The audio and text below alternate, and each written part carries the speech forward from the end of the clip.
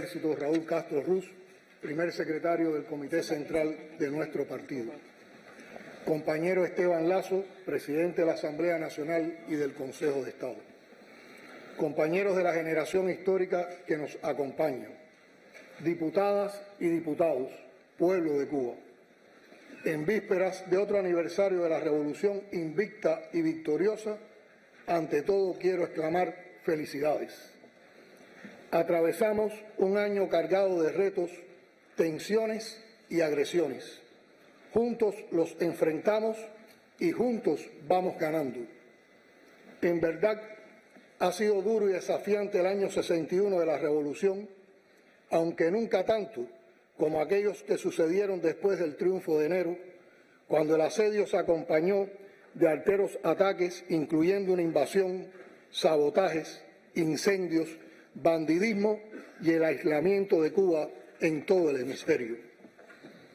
Aquellos desafíos fueron vencidos y superados uno por uno, legándonos sus protagonistas una historia que nos enorgullece profundamente y la más formidable escuela revolucionaria. Por el pueblo, junto al pueblo y para el pueblo, todo es posible. Curtidos en la resistencia de todos esos años y apoyados en la fortaleza de la obra humana levantada contra viento y marea durante 6 décadas, hemos podido transitar este 2019 derribando obstáculos que parecían insalvables y hoy tenemos todo el derecho a celebrar lo conseguido sin autocomplacencias y conscientes de que cada meta es un nuevo punto de partida. Hablando de obstáculos, empecemos por el peor y más abarcador de todos, el bloqueo económico, comercial y financiero de los Estados Unidos. Cuando se escriba la historia de estos días, habrá que reservar un capítulo al 2019 por el modo brutal, demente podría decirse, en que durante este año escaló la agresión a Cuba prácticamente al ritmo de más de una medida por semana, es decir, una vuelta de tuerca cada 7 días para asfixiar a nuestra economía.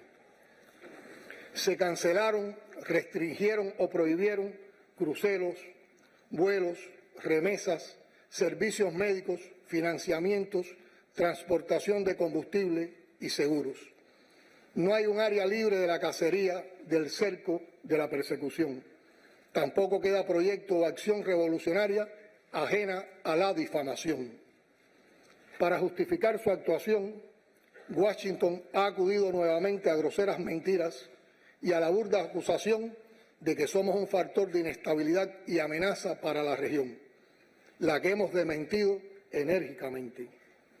Las medidas adoptadas se dirigen a sabotear el comercio exterior de Cuba y obstaculizar las transacciones financieras con terceros países, incluyendo pagos, cobros y posibilidades de créditos. Buscan interrumpir los suministros de la industria nacional, limitar el acceso a las tecnologías y las fuentes de capital y de ingresos económicos con acciones específicas contra el transporte de combustible, el turismo y los servicios internacionales de salud. Con este fin, Estados Unidos ha desplegado una intensa e injuriosa campaña contra la colaboración médica que Cuba ofrece. Es inmoral e inaceptable que se cuestione la dignidad, profesionalidad y el altruismo de los más de 400.000 colaboradores de la salud que en 56 años han cumplido misiones en 164 naciones. Como conoce el pueblo, en una conducta sin precedentes, el gobierno de Estados Unidos hoy se jacta de haber amenazado, perseguido y tomado medidas ilegales contra más de 10 compañías y decenas de embarcaciones de terceros países que transportan petróleo a Cuba. Para la historia quedan registradas estas agresiones como actos de cobarde piratería. El objetivo declarado es privar de suministros de combustible a un país de 11 millones de habitantes. Su impacto no ha sido más severo gracias a la unidad y la respuesta solidaria y consciente del pueblo, la fortaleza del sistema económico y social socialista y la experiencia de 60 años de enfrentamiento a la agresión imperialista. Pero ahí está, en los resultados de la economía, la afectación que causó.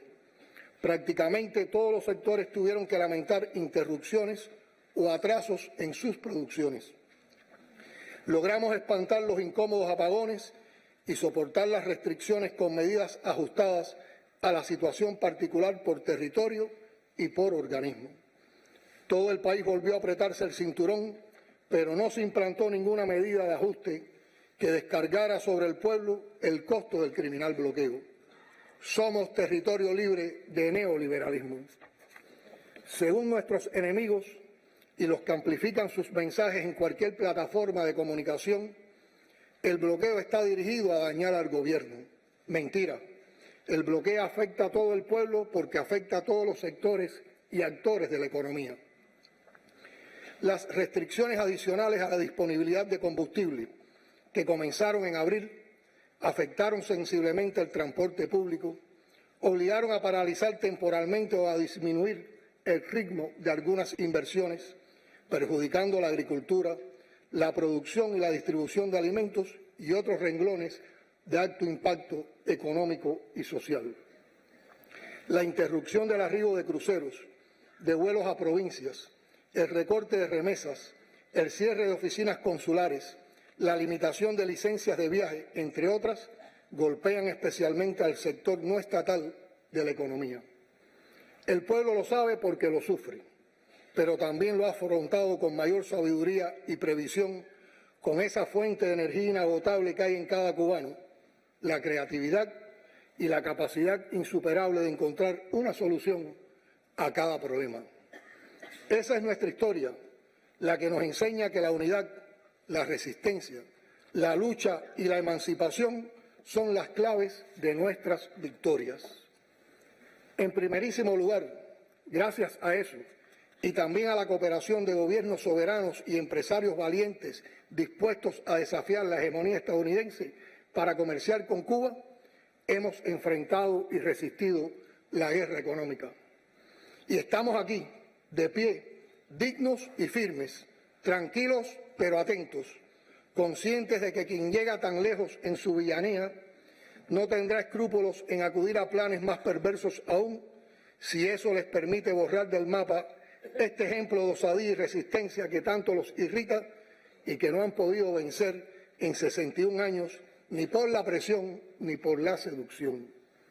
Hace exactamente 2 años, en la clausura de la Asamblea Nacional, el general de Ejército Raúl Castro recordaba que la Revolución Cubana ha resistido los embates de 11 administraciones de los Estados Unidos de distintos signos y aquí estamos y estaremos libres, soberanos e independientes. Fin de la cita.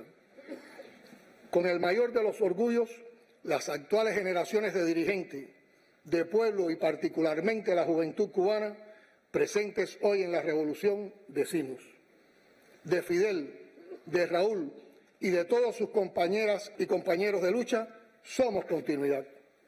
Sé que esa declaración por sí sola enfurece a los adversarios, porque es la confirmación de que ninguno de sus planes resultó. Nos han golpeado y nos golpean. El bloqueo hace más lento el avance y le resta eficacia a nuestros esfuerzos.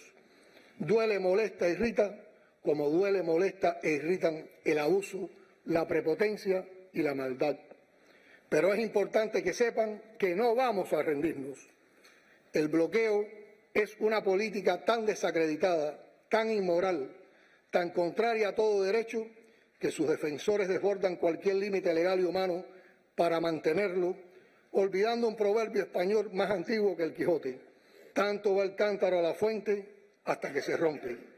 Los proverbios, por cierto, expresan la sabiduría nacida de las experiencias de los pueblos, incluidas sus luchas. ¿Quién sabe si un día de la legendaria lucha del pueblo contra ese engendro nacerá un proverbio en todas las lenguas como un monumento universal a nuestra resistencia? Podría decir ese proverbio: imperio que aísla, aislado termina.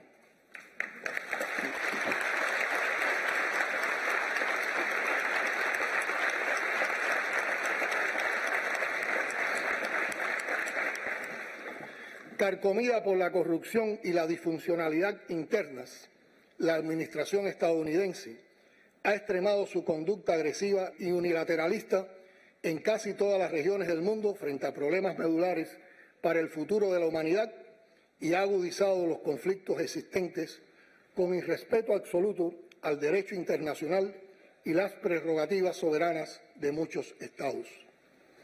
En el hemisferio reafirmó oficialmente la vigencia de la doctrina Monroe y ha venido actuando en plena coherencia con esa ambición imperialista.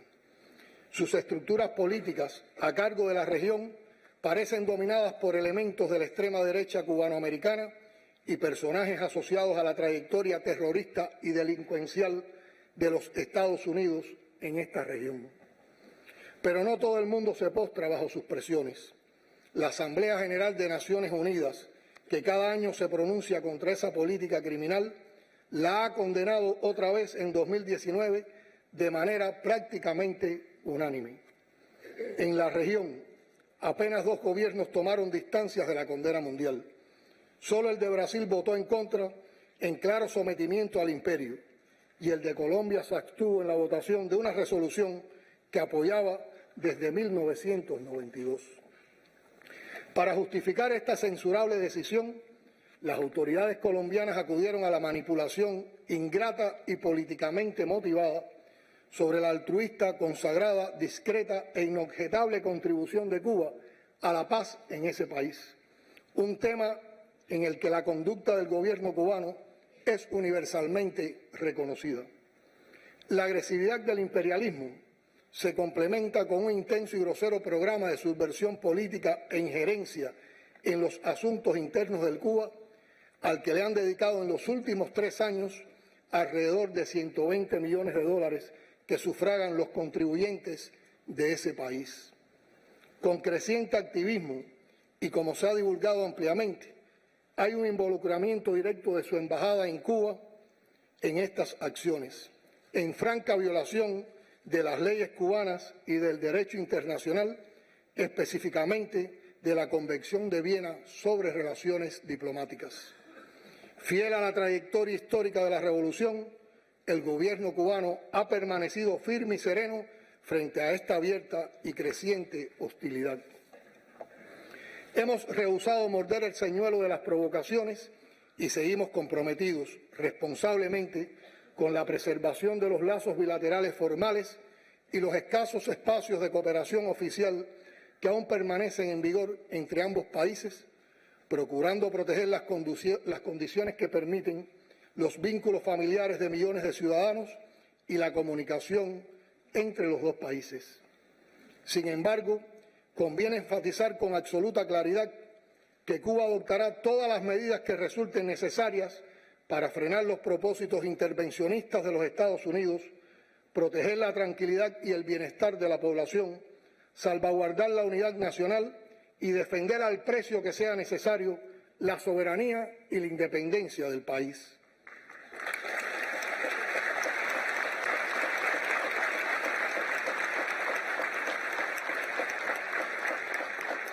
No nos dejaremos provocar ni renunciaremos a nuestra sagrada independencia. Ante las amenazas del enemigo, actuaremos como nos ha convocado Raúl. Cada uno desde su barrio, desde su comunidad, debe estar listo para salir al combate y hacer suya aquella frase que dijimos cuando el fallecimiento del comandante en jefe de la Revolución Cubana: yo soy Fidel.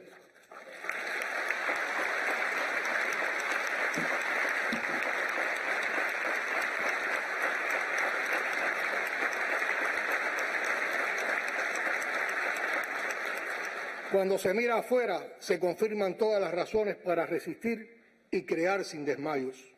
La crisis del multilateralismo, tan cuestionada en la más reciente cumbre de los no alineados por los profundos desequilibrios que provoca y su permanente amenaza a la paz, nos muestra un mundo donde se profundizan las desigualdades y se margina y excluye a las mayorías. El neoliberalismo, empujado por los poderes mediáticos y los fundamentalismos de todo tipo, empobrece naciones que ayer fueron prósperas. Acabamos de comprobarlo en Argentina, salvada ya una vez del desastre neoliberal y convertida nuevamente en tierra arrasada en solo 4 años de desproporcionados ajustes, como están documentando sus intelectuales y artistas indignados por las elevadas deudas sociales que deja el gobierno saliente gran impulsor de las recetas neoliberales. Bajo similares esquemas, el modelo chileno, tan exaltado por los organismos financieros internacionales, hoy muestra la incapacidad para resolver los problemas sociales que genera la economía diseñada por los Chicago Boys. Sus jóvenes, golpeados y abusados por cientos, están protagonizando en manifestaciones incansables una batalla épica contra el sistema que los excluye. Reclaman derechos que no ha atendido con seriedad su gobierno, ni parecen ser visibles para la OEA, que tanta preocupación muestra por la estabilidad y la democracia en Venezuela, Nicaragua y hasta en Cuba, que no tiene nada que agradecer al Ministerio de Colonias, al que por suerte dejamos de pertenecer hace más de 50 años.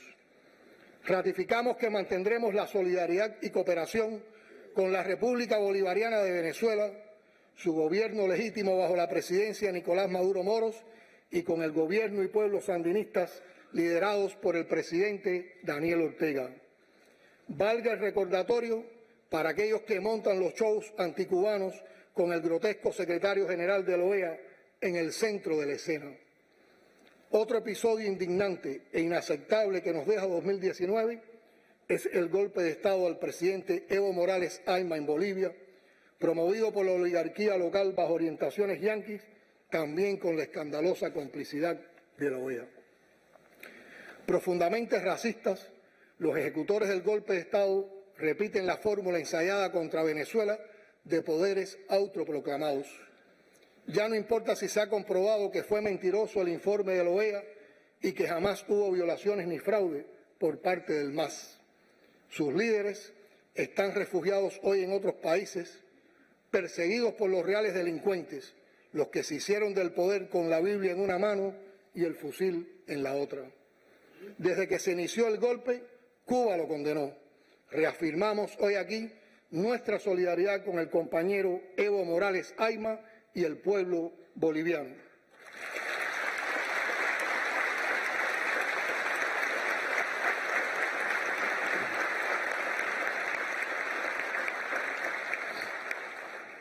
A los intentos foráneos por desestabilizar a los estados caribeños de Dominica y Surinam, respondemos que la solidaridad de Cuba con ambos gobiernos y pueblos es sólida y firme. En ese amargo contexto han emergido procesos esperanzadores en México y Argentina. Ninguno de ellos ha propuesto construir el socialismo ni estatizar la economía.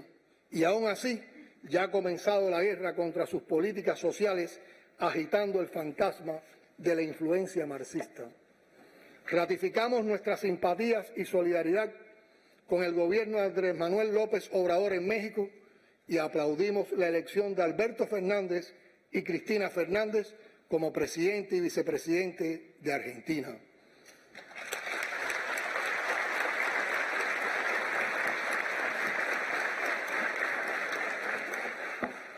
Insistimos que debe reclamarse la restitución de la inocencia de Lula, sus derechos políticos y su consiguiente libertad plena. En México y Argentina asistimos durante el último año transcurrido al resurgimiento del sueño integrador y la idea de preservar la CELAC diversa y plural que logró establecer en nuestro país en 2014, más que una proclama, una voluntad compartida de ser para siempre zona de paz. Los lazos con África, Asia, Oceanía y Medio Oriente se consolidan. Se han fortalecido nuestras relaciones políticas y los intercambios de alto nivel con la Federación de Rusia, la República Popular China y la República Socialista de Vietnam.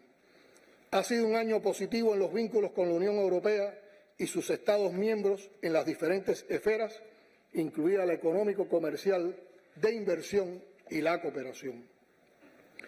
La participación de Cuba en la 18ª cumbre del Movimiento de Países No Alineados, celebrada en Bakú, Azerbaiyán, fue activa y fructífera. Reiteramos la importancia de que el movimiento desempeñe un papel internacional cada vez más vigoroso para enfrentar unidos los grandes desafíos impuestos a los países del sur. Compañeras y compañeros, a grandes rasgos hemos descrito la situación política internacional agravada por la ya citada crisis del multilateralismo y la elevada injerencia norteamericana en nuestra región. En ese contexto, plagado de riesgos y amenazas, el discreto comportamiento de la economía cubana no es una excepción. La CEPAL, Comisión Económica para América Latina de las Naciones Unidas, confirmó que persiste la desaceleración generalizada en América Latina y el Caribe, previéndose un crecimiento del 0,1%, y anuncia que será bajo para 2020 con una tasa estimada del 1,3% en un contexto internacional caracterizado por el agravamiento de las tensiones comerciales, entre otros factores. En esos índices se mueven los resultados económicos de Cuba en 2019 con su 0,5% de crecimiento y los pronósticos para el 2020 situados en un realista 1%.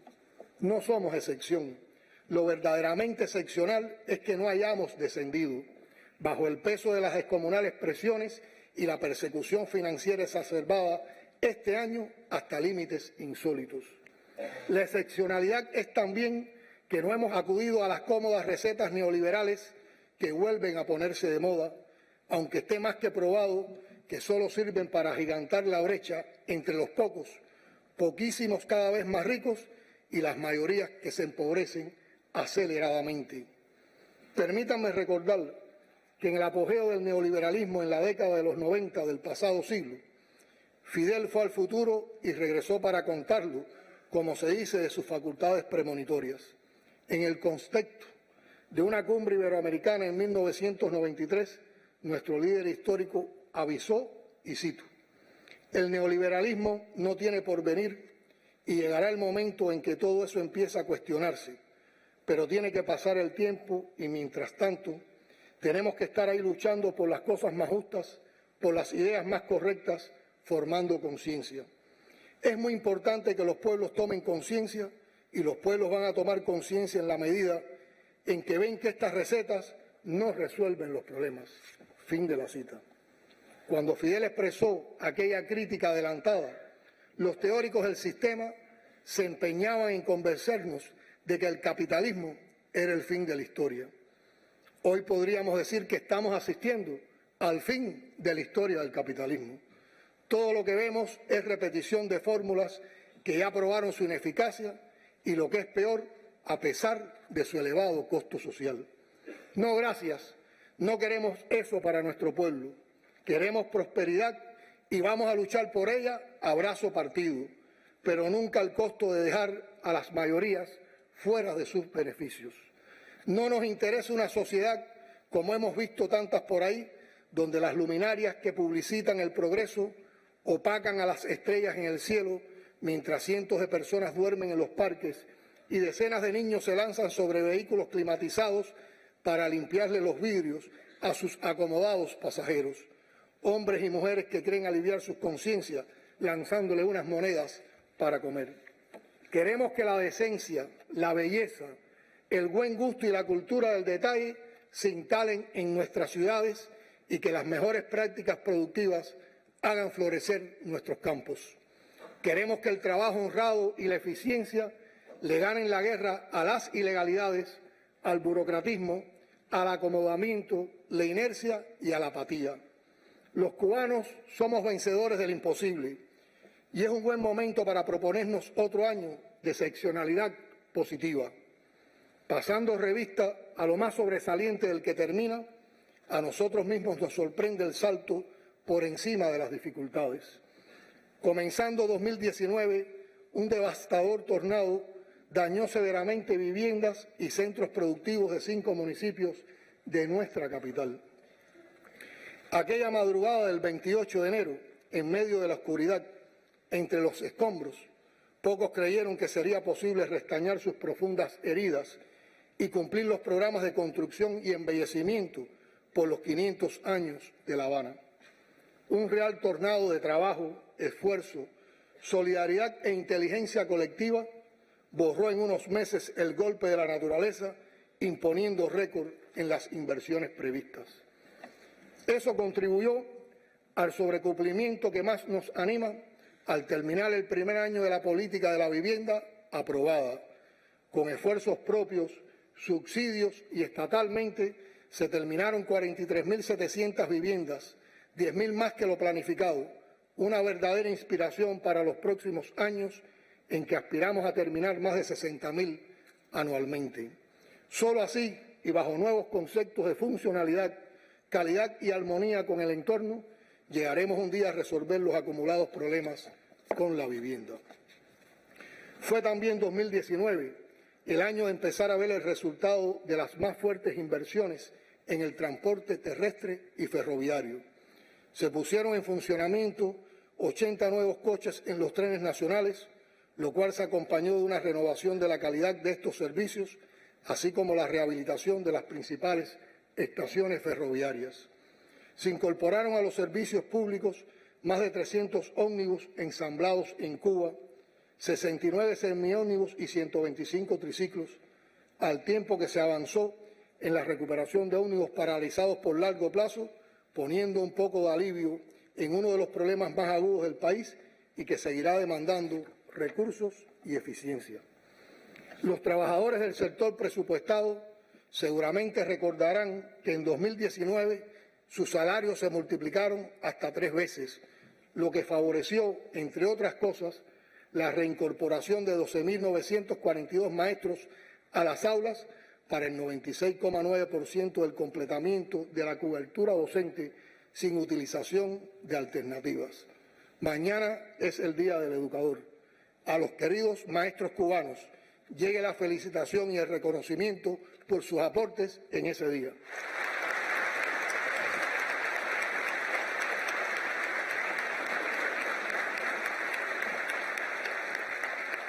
Sin llegar aún la reforma salarial, el aumento elevó el valor real de los ingresos de los trabajadores del sector estatal y en menor medida de la seguridad social, una demanda pospuesta durante años en espera de un mejoramiento de la economía que sigue pendiente. Fue el año en que se extendieron y profundizaron los servicios de telefonía y acceso a Internet al punto de pasar de uno de los últimos lugares en el mundo a ser una de las sociedades donde más dinámicamente creció la conexión a la red de redes. 7.300.000 líneas telefónicas, de ellas 6 millones para teléfonos móviles y más de 3 millones de usuarios utilizando tecnología de 3G y 4G, significan avances trascendentes en el propósito de alcanzar la mayor informatización de la sociedad. Párrafo aparte para el turismo, que siendo el sector más golpeado por el reforzamiento del bloqueo, junto con los servicios médicos, logró sobrepasar los 4 millones de turistas, poner en explotación 3.855 nuevas habitaciones y avanzar en el encadenamiento de la producción nacional, la inversión extranjera y el sector no estatal, aspectos en los que hay que continuar trabajando por su incidencia en la economía nacional y en el mejoramiento continuo de la calidad. En la zona especial de desarrollo del Mariel ya funcionan plantas industriales que fabrican productos cubanos necesarios para nuestro mercado interno y con posibilidades de exportación. Pero lo más trascendente del año para esta legislatura y para todos los ciudadanos es que se aprobó la nueva Constitución que fortalece la sociedad cubana y abre nuevos caminos a la institucionalización del país. De su implementación han emergido 6 leyes en 2 periodos de sesiones, en un ejercicio legislativo sin precedentes que hoy nos deja con los instrumentos legales indispensables para el mejor funcionamiento de la propia Asamblea Nacional, las municipales y los consejos populares, así como con nuevas figuras y formas de ejercicio del gobierno que deben conducirnos al perfeccionamiento impostergable de los órganos de poder del pueblo. En esta sesión parlamentaria hemos elegido por primera vez en estos años al primer ministro y además al nuevo Consejo de Ministros. Podemos asegurarles que el compañero Manuel Marrera Cruz, los viceprimeros ministros y los ministros designados se entregarán por completo, dando continuidad a la enaltecedora acción de ejercer el gobierno con el pueblo y para el pueblo. Avanzábamos en esa dinámica de trabajo en función de las más apremiantes necesidades y demandas de la población cuando la arremetida imperial nos privó de más de un 50% de las necesidades de combustible a partir de septiembre. Llegó la coyuntura, entre comillas, ese periodo que tensionó todas nuestras fuerzas para evitar afectaciones y retrocesos. Y se hicieron chistes y memes en las redes sociales que pasarán a la lista de una de las más poderosas fuerzas del ser nacional, la capacidad de bromear hasta con nuestros más graves problemas. Incluso los que empleamos la palabra inicialmente para espantar los sustos provocados por el rumor malintencionado de que volverían los momentos más difíciles del periodo especial, aliviamos las angustias por las paradas llenas, las gasolineras apagadas o con largas colas, las producciones detenidas y todos los problemas asociados, riéndonos cuando no quedaba otra salida. Esa fue una pelea más que ganamos, pero no totalmente.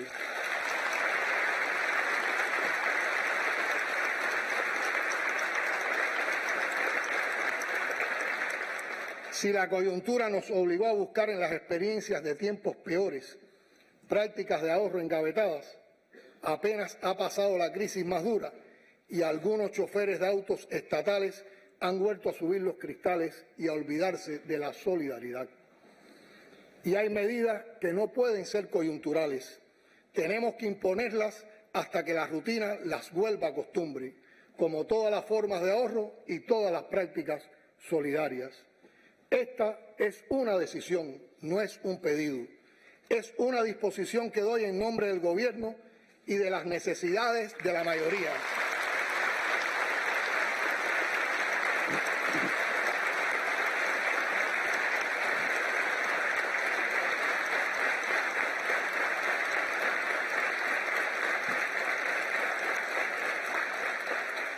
Y exigiremos su cumplimiento porque es mandato del pueblo. Lo bueno que tienen los malos tiempos es que nos educan en mejores prácticas. Y de algo debe servirnos la educación y la cultura adquiridas en 60 años de revolución, esa riqueza moral que no hay tesoro material que la sustituya o la supere.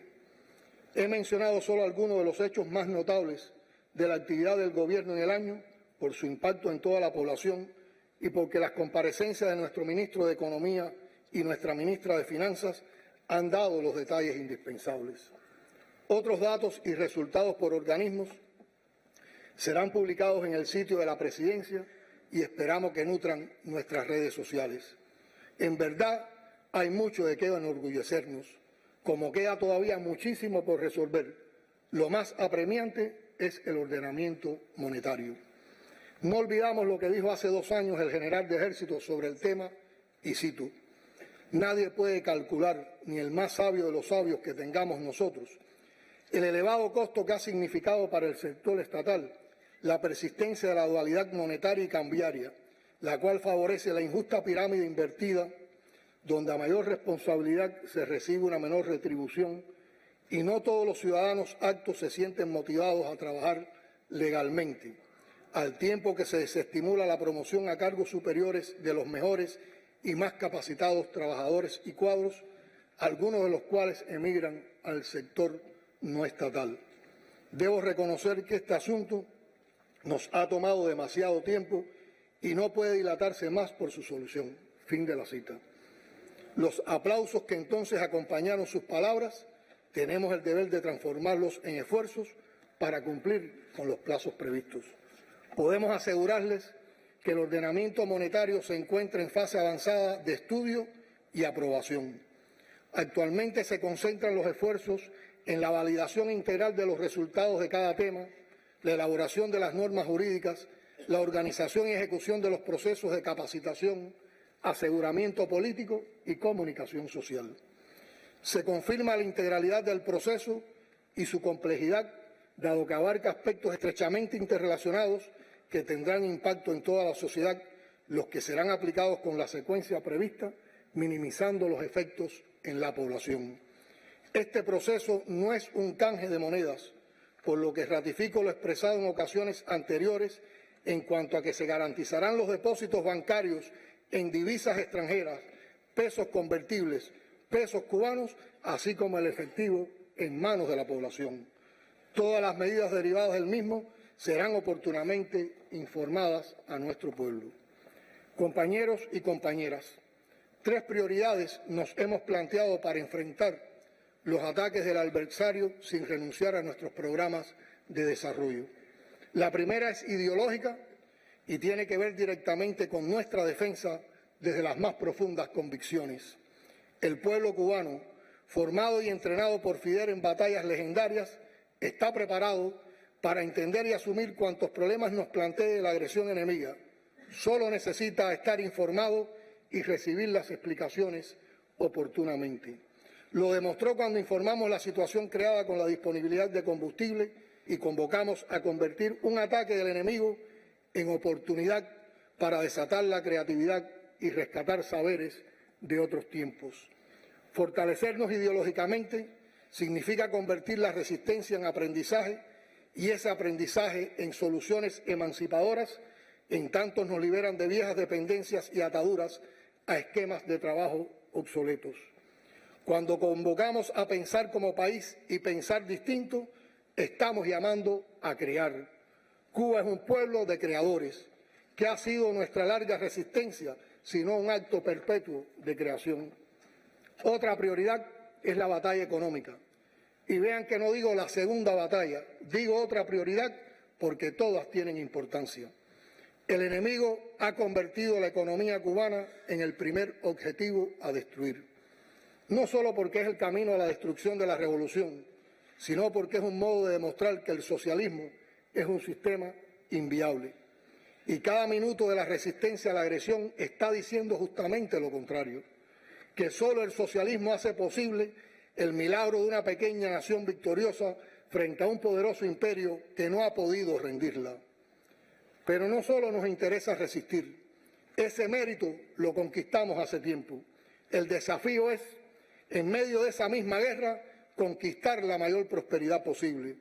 Para ello necesitamos mayores producciones, más diversas y de más calidad, con el valor añadido de la ciencia y los encadenamientos que deben ponernos en capacidad de disminuir las importaciones y aumentar las exportaciones, en un esquema de sostenibilidad a la altura del conocimiento científico y las demostradas habilidades del cubano.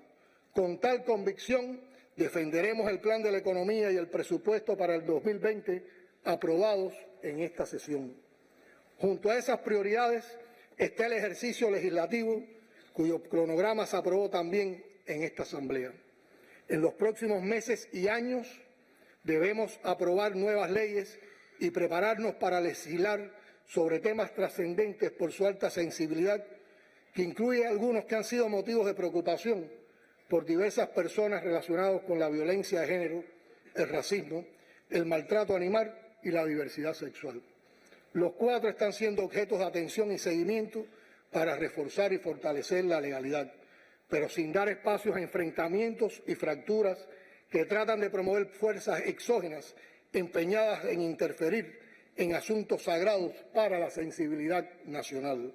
El gobierno cubano, nacido de la revolución que liberó a la mujer de la esclavitud doméstica, que hizo a todos los ciudadanos iguales, que sanciona y condena la violencia en todas sus formas, conoce y comparte las insatisfacciones de sectores de la población afectados por los vestigios de los abusos que sobreviven en su seno, pese a las políticas oficiales orientadas a la conquista de toda la justicia, como pedía Martí.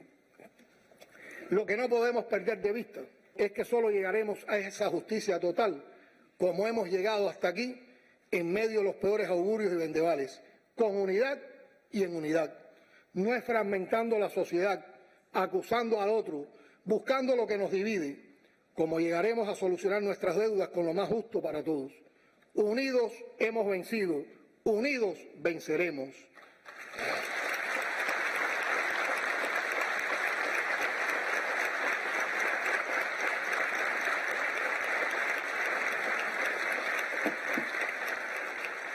Recientemente hemos aprobado un programa de gobierno para enfrentar la discriminación racial.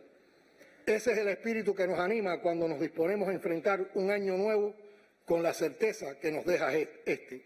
Juntos todo es posible. Una sociedad donde la mujer escaló en 60 años del rincón más oscuro de la casa al podio de la mayoría profesional del país.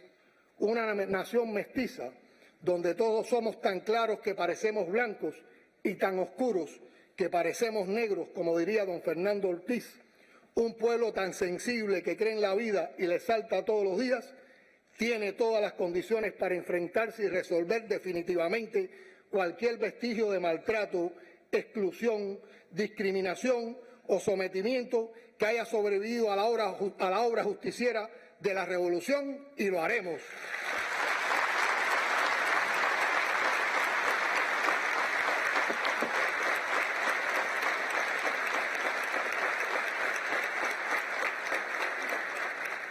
Así es como vemos el progreso de nuestra sociedad en ámbitos igual de profundos, aunque menos tangibles. Me refiero a la espiritualidad en todas sus dimensiones, a la necesidad de ir creciendo en el reforzamiento de los valores que deben distinguir a una sociedad como la nuestra, y a la erradicación de actitudes contrarias a la moral de esa sociedad en la que nos reconocemos. El general de ejército ha comentado más de una vez cómo en la escuela donde se formó de niño lo educaron en un ejercicio de introspección autocrítica que a sus años aún sigue practicando. Evaluar al final de cada día qué había hecho de útil y de bueno y qué no.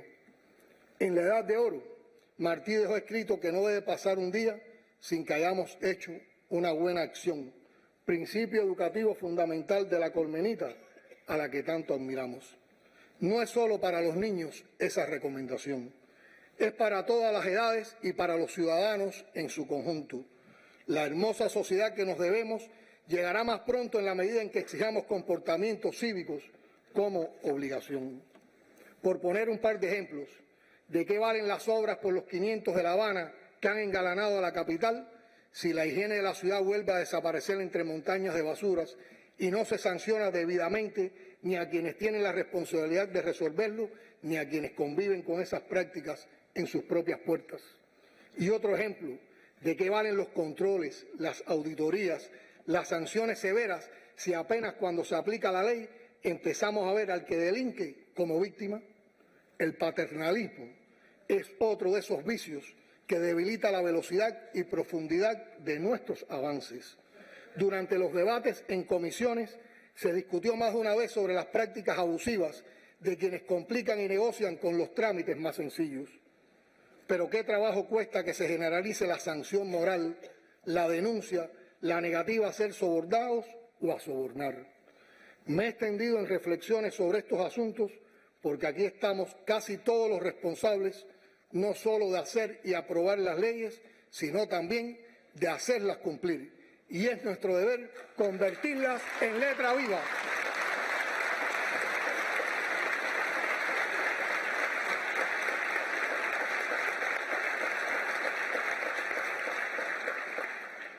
Queda mucho por decir y hacer, pero además falta darnos el tiempo para celebrar el año que concluye, cargado de tensiones y desafíos, pero tanto de victorias.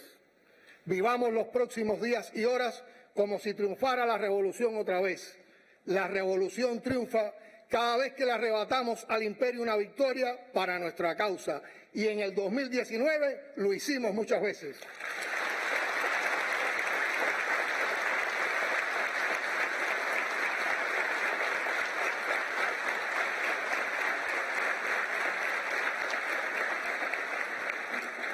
Que nuestras plazas urbanas y rurales se llenen de música y de alegría.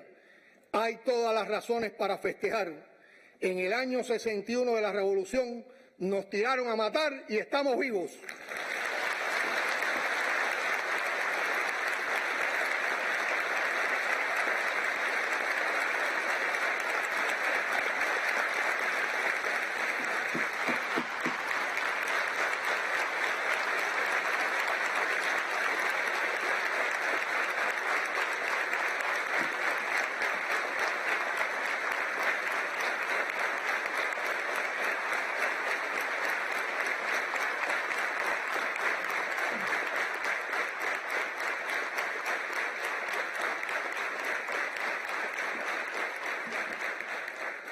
Vivos, celebrando y empeñados en seguir ganando. Patria o muerte, socialismo o muerte, venceremos.